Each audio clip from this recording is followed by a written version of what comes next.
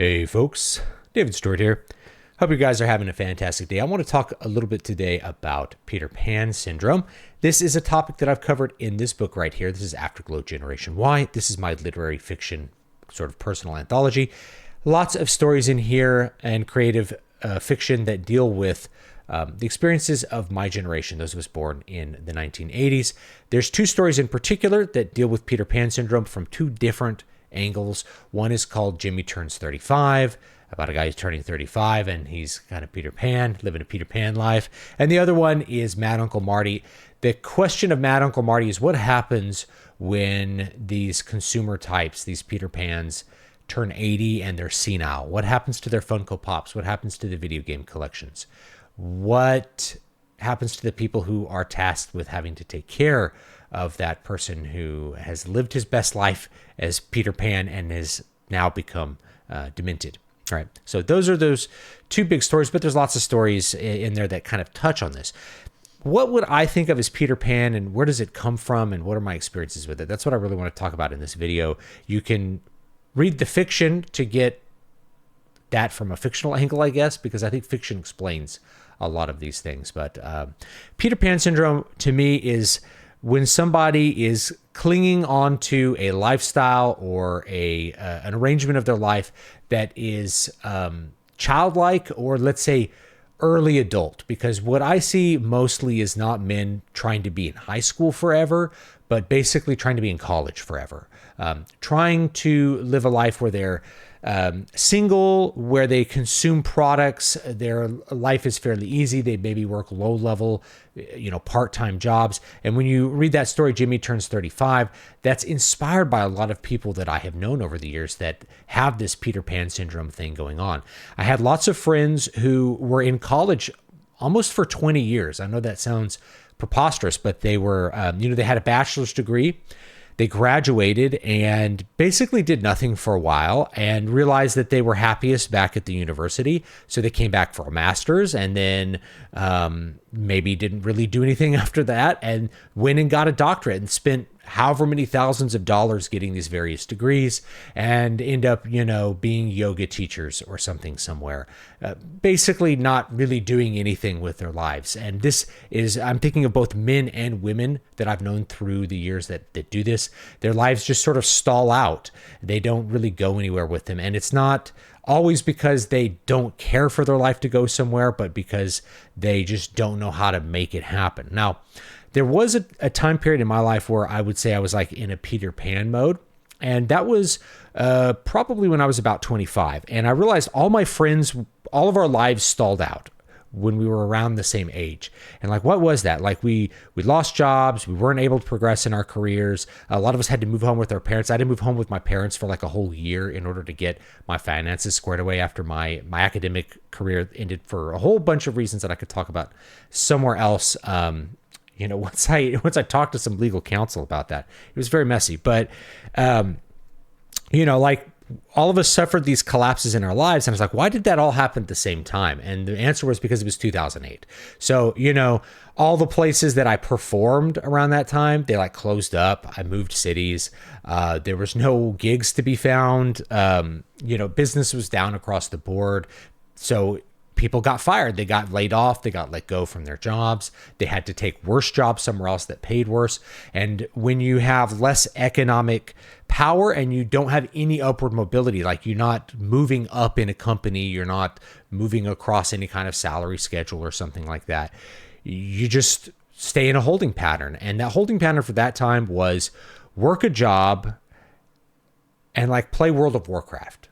There were so many of us that did that from that time. And it's easy to look at World of Warcraft as like, World of Warcraft stopped people from doing great things. It's like there was no great things to be done for several years because of how bad things were. It was a major economic downturn. And for those of us who were younger, if you were already established by the time 2008 hit, and I had a couple friends that were, then you were fine, right? I had friends that were teachers and had landed their teaching jobs and had bought a house, somewhere around that time, they had established themselves. They were able to buy a cheap house maybe after the housing crash, and they were okay. Their lives continued to progress. They had kids. They moved on with their life, that sort of stuff.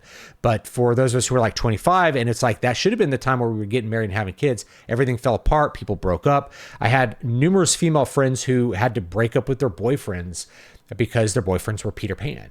They just weren't interested in their life progressing. They weren't taking any steps to try to fix what was wrong with their life. They weren't looking to go anywhere. Now, having said that, I'm thinking of the boyfriends in question, who I've kept up with a couple of them over the years, and they all got married later on. So 10 years later, they got out of this mode that when they got to be 35, when Jimmy turned 35, So when they got to be 35, they kind of broke out of that and grew up and moved on from being Peter Pan. But there was a solid 10 years where they were just like, I don't see any reason to go any further. So one of the problems with Peter Pan syndrome is looking at it from the female perspective, which is you don't have unlimited eggs. This is so crass to say, but it's true. You don't have unlimited eggs. So if a man is making you wait around for the beginning of the family, then that's a problem. And it's a problem because there's only so much family you can have. Now, one of the big regrets I have in my life is that I wasn't able to start my family earlier and therefore have more children. But, life, I can't undo the things I've done other than to tell the next generation, do your best to establish your life quickly if you care about having a family. And that if is big. And I don't want to say anybody has to get married, anyone has to have kids. Like I said, a lot of the people I'm thinking of, they eventually got out of the Peter Pan mode. But men in particular will kind of fall through relationships until they get to a point where they're really comfortable and they don't really move on from that. And so these female friends that I had, and I've kept up with a lot of these people over the years, it's like they just got to a point with the boyfriend where it's like, this isn't going anywhere. I like you. And, we've been dating for like 4 or 5 years. We're not engaged. You don't have a job that could provide for a family. You're not going to be able to buy a house anytime soon.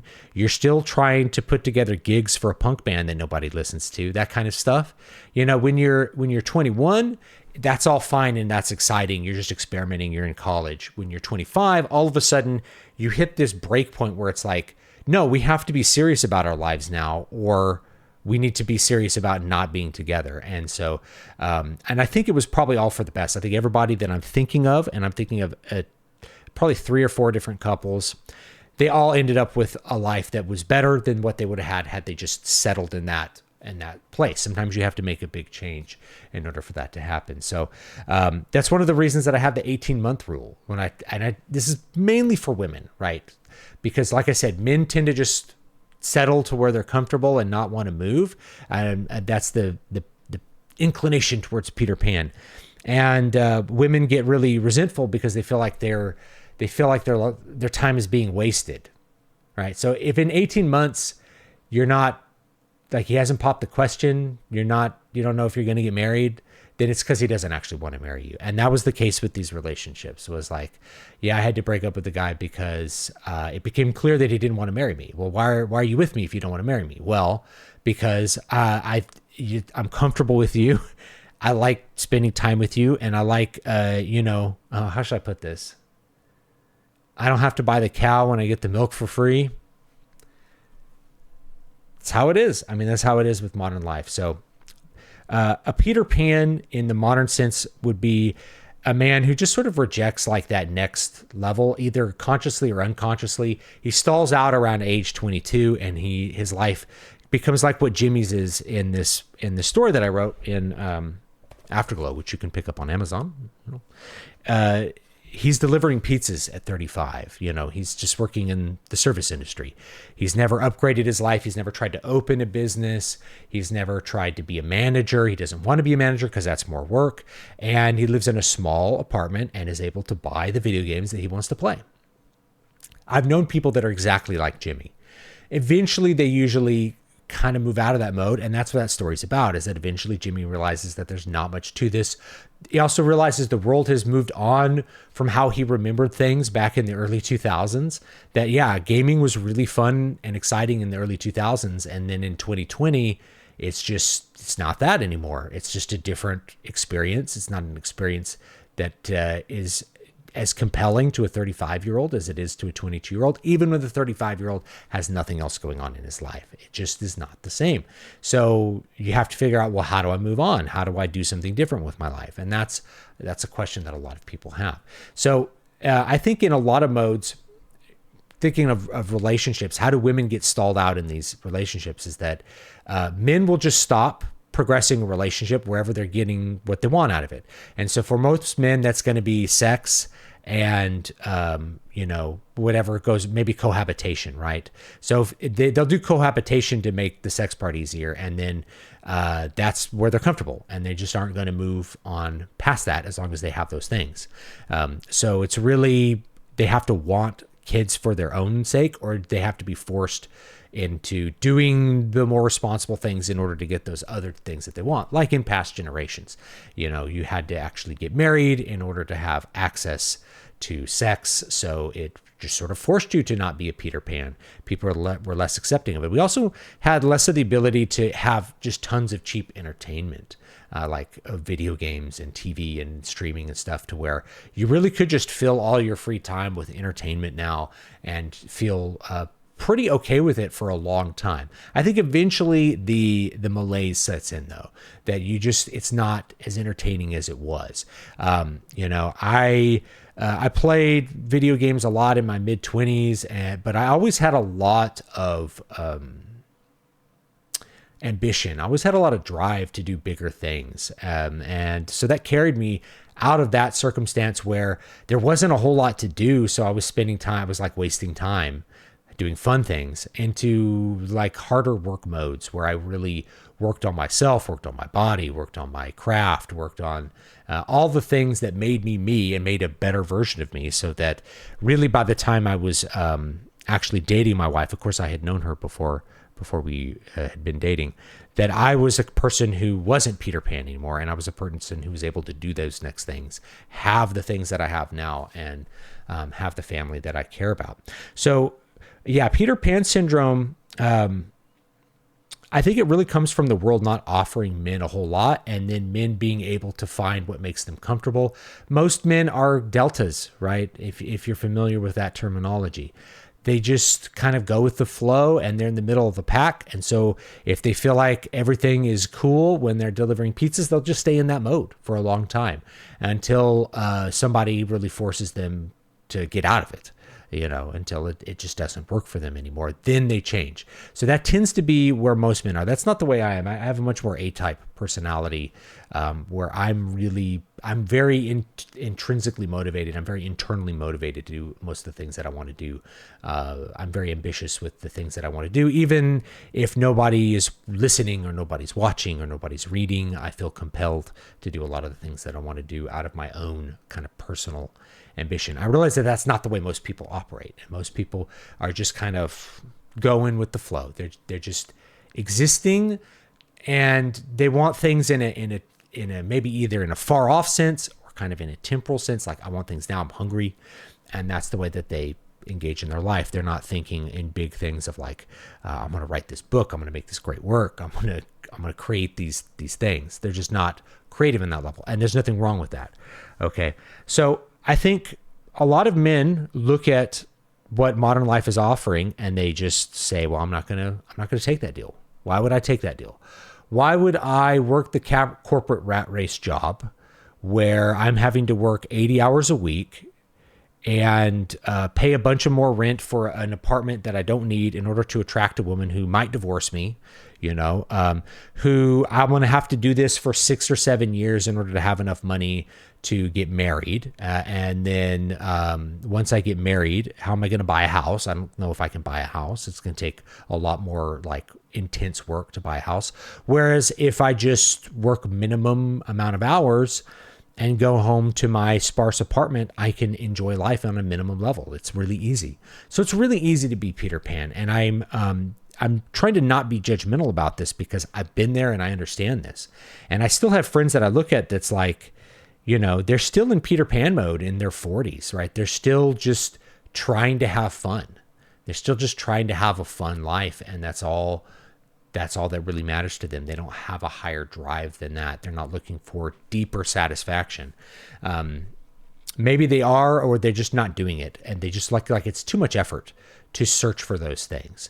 So I think a lot of men end up as Peter Pan because video games are fun. Like, why would you not want to play them? Why would you want to play fewer video games and work so much harder to just probably not get any reward from it? Yeah, it's easier to just try to be 21 forever. I think the opposite sex, it happens as well. I don't know what to call it, Wendy syndrome or something, where women just never, they don't really become career girls. They don't become career focused women that become self-actualized. They were sort of waiting to be a companion to a man, like who's successful, and it just never happened. So they just continue on. Like, they're going to clubs at 40. They're trying to get into clubs. They're working menial jobs. They're working jobs that would be great if they were a mom, little part-time jobs and things like that. They're baristas. They just never move on past the age of 21. A lot of them want to. I've met women who just, they wanted to not be this, but they couldn't find a man who was not Peter Pan to take them out of it. But other women who just were they're just waiting. They were just in the holding pattern of youth until youth was gone. And then what do you do after that? What do you do after that? So anyway, I would love your thoughts on Peter Pan syndrome and where you think it comes from and how you think it goes. I think my generation, those of us born 1980 and onward, are particularly afflicted by Peter Pan syndrome. I see so many of my peers are finally sort of growing up and moving on with their lives. And that's great to see. Why did it take so long? I think the economy was part of it. We had a major economic downturn right at a critical point where we should have been getting married and having kids. So I think you really can't underrate that, but I think it's also just our culture in general. As a man, you just don't see a great value offer with a lot of the work that you're asked to do in order to have a family. And if you don't want to have kids, I can't make you want to have kids. I can't persuade you to want to have kids. It's okay. Like, everybody should be able to live the life that they want to live. But we do see people that tend to just hang out. They tend to just hang out until they're 40. I remember, by the way, it's not exclusively to my generation. I feel like it afflicts my generation probably the most. Gen Z is still too young to really talk about this with, but millennials have a lot of it. Those are the people born in the 90s, but I think it's bad in the 80s. So much like clinical nostalgia. People say that I'm overly critical of boomers, but trust me, like, I'm very critical of my own generation. I'm really critical of my own generation a lot. So anyway, leave me your thoughts. I'd love to know them, and you could check this book out. It's on Amazon, and yeah, I'd love to hear what you guys think about why men end up in Peter Pan syndrome, especially men, but there's women too, where it comes from, and how you can solve it, how you can get out of the Peter Pan syndrome. Because I just sort of fell out of it through like my own sheer determination of will, like just clawing myself up from nothing to like have a basic life. And I got lucky on the way with a couple of things too. Like, I had luck, and I had, but I did a lot of work. I did a lot of work to have a normal life, I suppose. So let me know what you think, and I will talk to you all next time. Have a great, great day.